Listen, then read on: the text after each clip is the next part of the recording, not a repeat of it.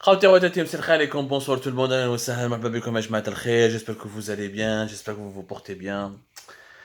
Zulfillaoun, nous sommes le 11 septembre 2022 et nous allons revenir ensemble sur les dessous de l'incarcération du journaliste algérien Belkacem Houem dans la fameuse affaire de la Deglet Nord sur laquelle nous avons déjà parlé. Nous avons expliqué les grands axes de cette affaire. Des quantités importantes de Deglet Nord ont été retirées du marché français à la suite de la découverte à la suite de l'utilisation d'un pesticide qui est interdit par les pays de l'Union européenne et à la suite de découverte de certains agents pathogènes ou des agents allergisants, certaines substances allergisantes qui pourraient faire du mal aux consommateurs français. Ces quantités ont été retirées. Le journaliste Belkacem Houem a fait un article dans le quotidien Shorour arabophone, le quotidien arabophone de Shorour, le mercredi 7 septembre. Malheureusement, le lendemain, le jeudi 8 septembre, il se retrouve convoqué par la police judiciaire, présenté rapidement et de façon expéditive devant un tribunal, celui de Hussein Dey à Alger, qui a décidé de le placer sous mandat de dépôt et de l'envoyer tout droit vers la prison de Harash. L'affaire هذه حكينا شويه les détails concernant la Deklet Nord. C'est pas la Deklet Nord en elle-même dont nous allons parler aujourd'hui. Nous en avons déjà parlé dans un long article d'Algérie Part et dans une précédente émission. Ce que nous avons découvert avec beaucoup de beaucoup de stupéfaction plutôt, avec beaucoup d'étonnement, c'est que notre collègue Belkacem Houem est poursuivi au nom d'une loi ou là en vertu de la loi sur la spéculation illicite. C'est incroyable. C'est vraiment incroyable. هنا خلاص خرجنا من l'univers rationnel, دخلنا dans un univers vraiment de folie. Le journaliste algérien Belkacem Houem est poursuivi en vertu de la loi sur la spéculation illicite. Il risque entre 3 à 30 ans de prison ferme. Alors, il est accusé de diffusion d'informations fausses ou calomnieuses propagées sciemment dans le public afin de provoquer une perturbation du marché et une hausse subite et non justifiée des prix. Voilà de quoi il est accusé, plus exactement Belkacem Houem. Il s'agit donc de la loi sur la spéculation illicite, de la loi contre la spéculation illicite.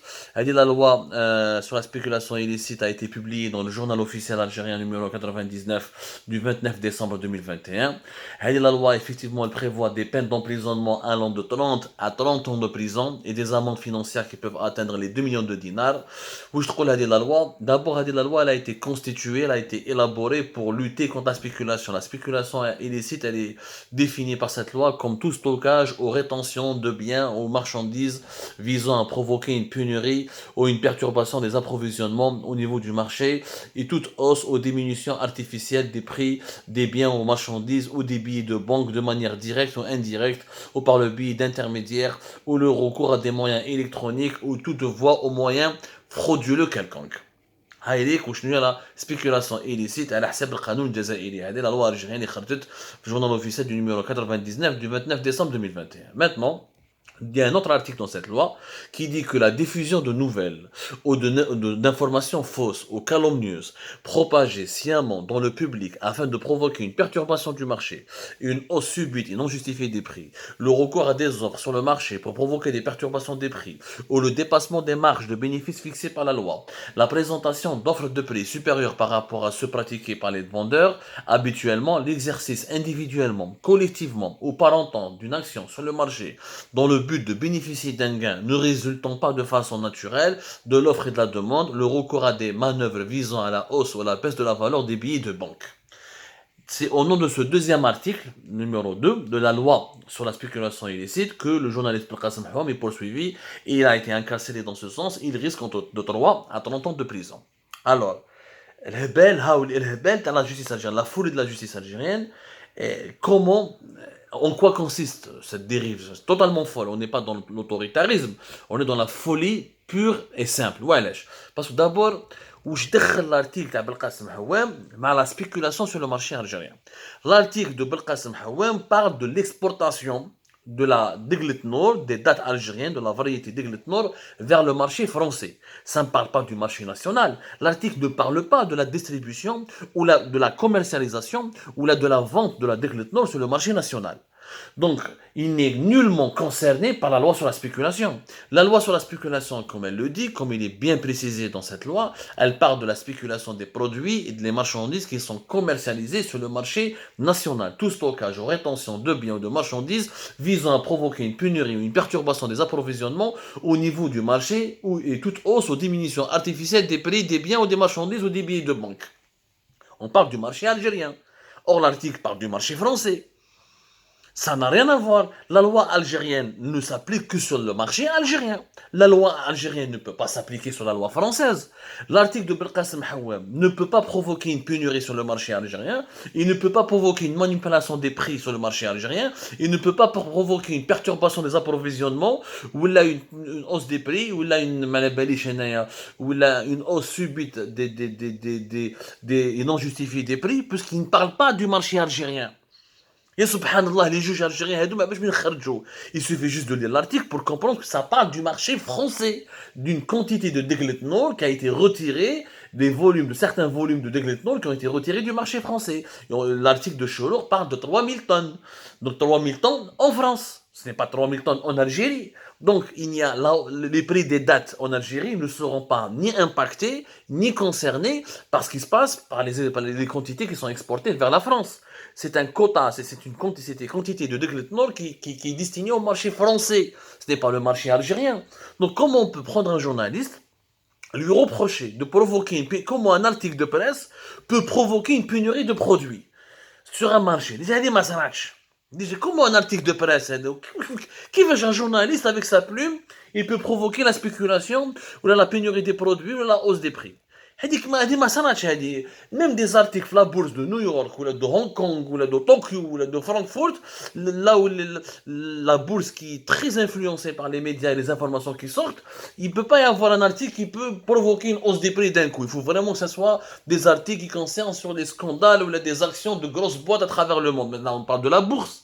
Dans les marchés algériens. Sur le marché de Boufarik, ou le Kalitos, ou le Tijilabin, les prix vont augmenter quand il y a un article sur Algérie partout, là sur Chorouk, ou là sur un autre média algérien. هذا comme logique, messieurs les juges. ما تمسخوش بالجزائريين. هذه الأولى. Deuxièmement, l'article ne parle pas du marché algérien.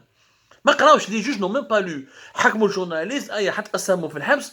Utilisez cette loi, la loi sur la spéculation illicite, il risque entre 3 à 30 ans de prison. Sid Meskin jeune, maintenant il peut aller jusqu'à 30 ans de prison ferme, alors qu'il a créé un article qui ne concerne pas le marché algérien.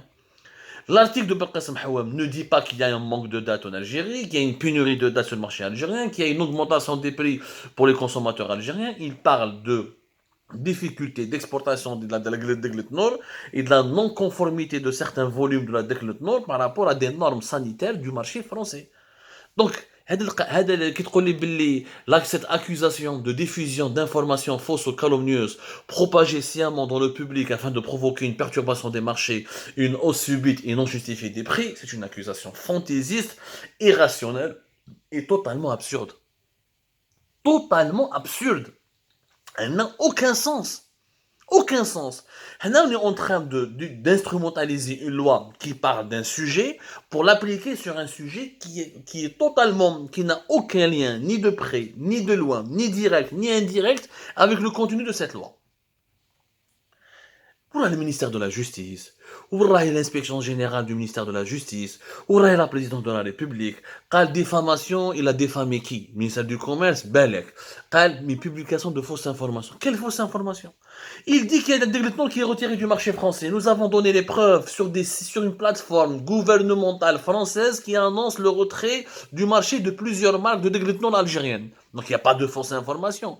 Tu me dis qu'il n'y a pas eu 3000 tonnes. C'est faux. Ok, apportez-nous la preuve que c'est faux. Apportez-nous la preuve que c'est faux. Et donc, l'information ne serait pas entièrement fausse s'il n'y a pas eu 3000 tonnes. S'il n'y a eu que 300 ou la 3 tonnes, donc là, on parlerait d'une information partiellement fausse, mais pas totalement fausse. Mais le journaliste n'est pas incriminé. En plus, dans l'article, il cite l'association d'exportateurs des dates, il cite des témoins, il donne des détails, il vérifie, il a pris des précautions. كيفاش تحطوه في الحبس نتايا وتقولوا باللي سي بالقاسم هوام كي بروفوكي لا هوس دي بري تاع لي دات اون الجيري؟ واش علاقه الارتيك تاع بالقاسم هوام مع لو مارشي الجيريان دي دات؟ اسكو تمر ولا دقلت نور لي بري تاعها طلعوا ولا نقصت ولا elle est en situation de pénurie sur le marché algérien depuis l'apparition de l'article تاع بالقاسم حوام sur الشروق le 7 septembre dernier. Aucun sens. Ça n'a strictement aucun sens. C'est de la folie pure. Cette affaire est une affaire de psychiatrie. Ce n'est plus de la justice, ce n'est plus du droit, ce n'est plus de l'arbitraire ou de la répression, c'est de la psychiatrie tout court. C'est comme si on voulait accuser le journaliste d'homicide ou d'avoir tué quelqu'un parce qu'il a écrit un article. Quand on chantait, ah, t'as écrit un article sur un fait divers, un meurtre, alors tu es complice de ce meurtre. Tu as fait exprès, tu es en train de faire la promotion du crime en créant un article sur le fait divers. Les journalistes, quand on rapporte une information, cela ne signifie pas qu'on est conscient de cette information. Ça ne signifie pas que je suis d'accord ou là j'approuve l'attitude et le comportement des acteurs de cette information. Ça n'a aucun sens. Nous sommes dans une affaire de folie. Il n'y a aucune analyse rationnelle, aucune interprétation, aucun débat. C'est une affaire de psychiatrie. Il y a des juges qui ont perdu les boules, qui ont trop de pouvoir, qui utilisent des lois qui n'ont aucun sens. Une loi sur les pratiques économiques ou la commerciale, on va l'impliquer sur l'information.